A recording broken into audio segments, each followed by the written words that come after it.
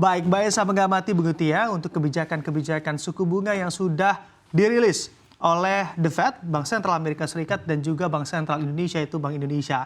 Bagaimana pandangan Anda hal yang tentunya dilakukan dengan kebijakan menahan suku bunga di tengah kondisi yang ada saat ini, khususnya di pasar keuangan kita? Mungkin kita mengawali dari The Fed ya, karena sebenarnya soal menahan suku bunga ini sudah diberi sinyal ya, udah diberi dari sejak Desember ketika The Fed memangkas 3 kali, kemudian Januari menahan juga sudah memberikan sinyal bahwa kemungkinan besar hanya akan memangkasnya 2 kali ya, dan pasar memproyeksi mungkin sekitar Juni. Artinya memang pasar sebenarnya sudah mewanti-wanti, mungkin agak susah sekali kalau kemudian di-cut di saat sekarang ya, apalagi situasinya di Amerika kan belum jelas, inflasi kemudian masih bisa naik, kemudian pertumbuhan juga melemah, ada perang tarif juga, ini yang membuat saya rasa juga The Fed akan menghitung ya, karena The Fed itu kan juga melakukan kebijakan berdasarkan data perkembangan data yang terbaru ya. Kalau kita lihat yang menarik, The Fed itu mengubah proyeksi ya dari pertumbuhannya, kemudian inflasinya, juga soal penganggurannya.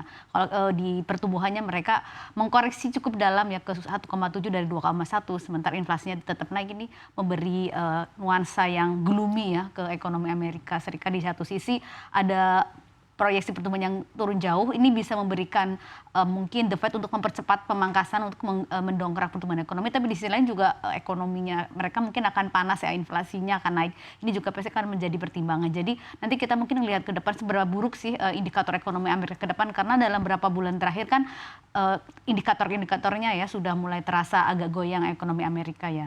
Kalau kita lihat, sementara kalau kita lihat dalam negeri, sementara kalau BI itu kan juga ada berkepentingan dengan global ya, tekanan dari eksternal terutama dari The Fed. Kalau The Fed mungkin masih ancang-ancang untuk menahan atau mungkin memangkasnya lumayan lama, juga BI juga mungkin akan melihat langkah apa The Fed. Jadi saya rasa menahan itu sudah memang banyak diproyeksikan oleh banyak orang ya di BI, walaupun banyak yang melihat bahwa saatnya harusnya BI ini lebih kenceng lagi ya untuk mungkin memangkas, karena yaitu pertumbuhan ekonomi dalam negeri juga sebenarnya sedang loyo ya. Jadi memang perlu didongkrak salah satunya dengan pemangkasan suku bunga gitu.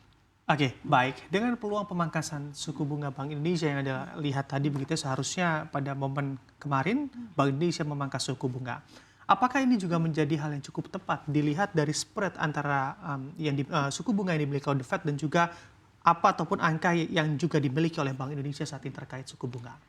Memang spreadnya sebenarnya sudah ada, tapi saya rasa bahwa bank sentral sebuah negara juga harus melihat perkembangan dalam negeri ya. Kita lihat bank sentral lain juga, walaupun The Fed belum akan memangkas dan waktu dekat sudah banyak yang memangkas karena atas nama pertumbuhan ekonominya ya. Tapi kalau kita lihat emang rupiah kan lumayan volatile, cukup besar di Februari. Jadi saya rasa juga BI harus menghitung soal volatilitas rupiah ini. Kalau kemudian memangkas lagi, apakah rupiah akan terjaga, karena kita lihat capital outflow-nya juga sangat luar biasa besar ya, baik di saham, kemudian di SBN, dan juga di SRBI gitu.